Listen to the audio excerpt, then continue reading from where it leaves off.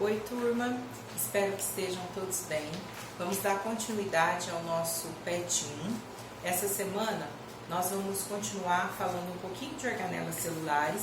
Eu vou explicar, fazer uma revisão para vocês de dois processos que é o que nós vamos usar para responder a questão número 4 e a questão número 5. Semana passada, no formulário, eu enviei para vocês questão 1, 2 e 3 e essa semana nós vamos fazer a questão 4 e 5, tá bom?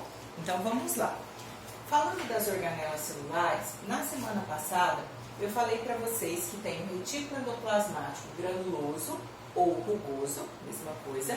Esse retículo endoplasmático, ele tem a função de produzir proteínas. Por que que ele consegue produzir proteínas e o retículo endoplasmático liso não consegue? Porque o retículo endoplasmático granuloso ou rugoso, ele tem ribossomos aderidos à sua parede. E a principal função, a função do ribossomo vai ser o quê? Produzir proteínas.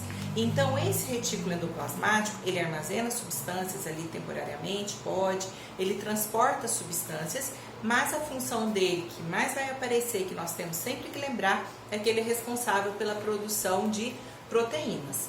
Ele vai produzir proteínas, lembra sempre, porque ele tem ribossomos aderidos à sua parede. O complexo de Golgi ou complexo golgiense. Esse complexo de Golgi, ele tem a função de armazenar temporariamente substâncias, empacotar essas substâncias. Significa o quê? Juntar essas substâncias para que elas possam ser secretadas. Secretar é formar grânulos que vão ser liberados para a célula. Pode ser liberado dentro da célula, depois pode ser eliminado da célula. Então, esse complexo golgiense, ele vai armazenar temporariamente substâncias. Lembra que ele é responsável pela secreção celular, pela liberação de substâncias que são necessárias, empacota e secreta essas substâncias. Ele está relacionado também com a formação do acrossomo do espermatozoide. Acrossomo do espermatozoide, vamos supor que aqui esteja o espermatozoide, é a ponta do espermatozoide. Aqui, olha, isso é o acrossomo. Ah, para que serve isso? Aqui tem muito complexo golgiense. Porque nesse acrossomo, tendo o complexo golgiense, ocorre a liberação de enzimas, que são proteínas, que vão perfurar. Faz conta que aqui é o óvulo. Vão perfurar o óvulo para permitir a fecundação. Então, ele entra na formação do acrossomo do espermatozoide. Uma outra função. O complexo golgiense, ele está relacionado também com a formação de glicoproteína. Glicoproteínas são macromoléculas, moléculas grandes, o nome já fala, formado pela união da proteína com a glicose.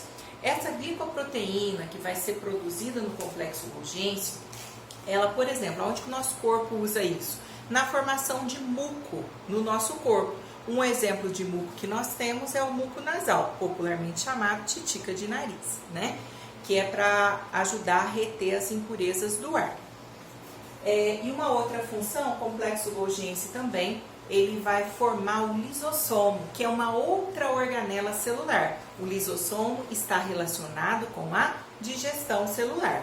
Então, olha, aqui nós temos retículo endoplasmático, ele produz proteína, ele vai enviar essa proteína para o complexo golgiense, vai ficar por um tempo armazenado, depois o complexo golgiense pega essa proteína, junta com a glicose, então empacota, junta essas substâncias, formando a glicoproteína, que vai então ser liberada da célula, vai ser secretado da célula para que possa ser usado no organismo do indivíduo. Um outro processo que nós vamos precisar aqui, fazer uma revisão, processo de fagocitose. A fagocitose vai ser o englobamento de partículas sólidas pela célula. Então, a fagocitose, eu falo que é um tipo de endocitose, vai entrar uma substância na célula. Existe a fagocitose, que é quando entra uma substância sólida, e existe a pinocitose, que é quando entra uma substância líquida. Aqui nós vamos relembrar da fagocitose, que é o que vai aparecer no exercício. A fagocitose, ela pode ser feita, por exemplo, por um protozoário, uma ameba Os protozoários são seres microscópicos, né, unicelulares. Então, quando a ameba vai se alimentar, a ameba é um protozoário que pode causar doença na espécie humana. Então, quando a ameba vai se alimentar, para ela adquirir o alimento dela, para capturar essa partícula sólida, ela faz processo de fagocitose. Os glóbulos brancos, que é o que vai ser mencionado na questão número 5. Os glóbulos brancos, para defender o nosso organismo, eles vão o quê? Realizar o processo de fagocitose. Então, como que seria isso? Vamos supor, seguindo aqui a questão, que tenha lá um glóbulo branco, aqui é o núcleo da célula, e aqui nós temos o lisossomo, que está presente nas células animais. Lembra que células vegetais geralmente não tem, são pouquíssimas, são exceções de células vegetais que têm o lisossomo. Porque, como nós falamos semana passada, as células vegetais realizam a fotossíntese e já produzem o alimento na forma simples, de glicose, sem ser necessário fazer a digestão. Aqui eu tenho uma partícula sólida. Pode ser, então, aí um agente estranho, um micro-organismo que invadiu o nosso corpo. Aí, o que a célula faz? Primeiro, ela vai se deslocar até essa partícula sólida. Para que ela se desloque até essa partícula sólida, ela vai formar os falsos pés, pseudópodes. Pseudo vem de falso, podes vem de pés. Então, pseudo vem de falso, podes vem de pés. Ela vai formar o quê? Um falso pé. Ela vai expandir o citoplasma para ela conseguir chegar até aquela partícula sólida. Depois que ela se expandiu, ela expande, aí aqui vai esticando, esticando, esticando, vai fechar aqui na frente, aqui vai abrir e a partícula vai ficar dentro da célula. O citoplasma, ele não fica imóvel. O citoplasma, ele está o quê? Ele é de estrutura gelatinosa e ele está em constante movimento, que nós chamamos de ciclose. O lisossomo, então, vai se deslocar até essa partícula sólida e vai englobar, vai pegar essa partícula sólida. Pegou essa partícula sólida, o lisossomo é uma vesícula, uma bolsinha ali, que contém o quê? Enzimas digestivas ou enzimas digestórias, mesma coisa. Essas enzimas vão fazer a digestão dessa partícula sólida. No que consiste a digestão? A digestão nada mais é do que a quebra de macromoléculas, de moléculas grandes, em moléculas menores. Então, ocorre o quê? A digestão dessa partícula sólida. Terminou a digestão da partícula sólida, a célula vai aproveitar o que der para aproveitar ali, proteínas, carboidratos, o que tiver, o que der para aproveitar. O que não deu para aproveitar, o que sobrou de resíduo, essa vesícula, esse lisossomo, vai encostar na membrana e vai eliminar esses resíduos que não puderam ser aproveitados. Esse movimento de liberar a substância da célula, de eliminar esses resíduos, nós chamamos de exocitose. A fagocitose, ela é uma endocitose. Então, é uma endocitose, porque vai ser a captura de uma partícula, vai entrar a substância na célula. Endo vem de dentro, então é um movimento para entrar a substância. Fagocitose, vai entrar uma partícula sólida. Exocitose, exo vem de fora, então é um movimento para eliminar, para jogar para fora da célula o resíduo que não deu para ser aproveitado. A ameba, como eu disse, um exemplo de protozoário, vai realizar esse processo para adquirir o alimento dela, um pedacinho de alga lá que vai ser o alimento dela. O glóbulo branco, quando faz esse processo, ele captura a partícula estranha, o vírus que está ali, a bactéria que está ali, e vai destruir. Quando faz a digestão desse micro-organismo, destrói. Por isso que é muito importante o bom funcionamento do sistema de defesa ou sistema imunológico da pessoa. Então vamos ver as duas questões. Questão número 4 está assim. O colágeno é constituído de proteína, a qual estão ligadas moléculas de glicídio. Então o colágeno, ele é formado, que é o que vai dar elasticidade, colágeno junto com a elastina, entra na formação da pele, ajuda na elasticidade da pele também, a qual estão ligadas moléculas de glicídio. Essa glicoproteína, porque é um glicídio, que é um carboidrato ligado à proteína, por isso glicoproteína, atua na sustentação dos tecidos e órgãos. As setas 1 e 2 no esquema abaixo indicam organelas que participam da síntese da produção do colágeno. Explique a participação das organelas 1 e 2 na síntese de colágeno. O que eu tenho que prestar atenção? Vai ser esse primeiro desenho aqui, ó. Para identificar, tá vendo que aqui, olha, o primeiro desenho eu tenho que, aqui, ó, eu tenho esses canais, e esses canais, eles não estão lisinhos aqui. Eu tenho algumas bolinhas nele. E essas bolinhas, ó, a setinha indicando, estão sendo mandadas para a estrutura 2. Então, ó, o retículo 1 vai ser o retículo endoplasmático granuloso ou rugoso, que está produzindo a proteína e mandando para o complexo golgiense. Tá vendo que do complexo golgiense estão saindo bolinhas aqui que vão ser eliminadas da célula, que são o quê? As glicoproteínas que foram formadas. Essas substâncias estão sendo secretadas. Eu não tenho bolinha aqui, ó, nos tubos. Por isso que esse aqui é o retículo endoplasmático rugoso e esse é o complexo golgiense. Aí tá pedindo para explicar. O que a gente tem que falar nessa questão?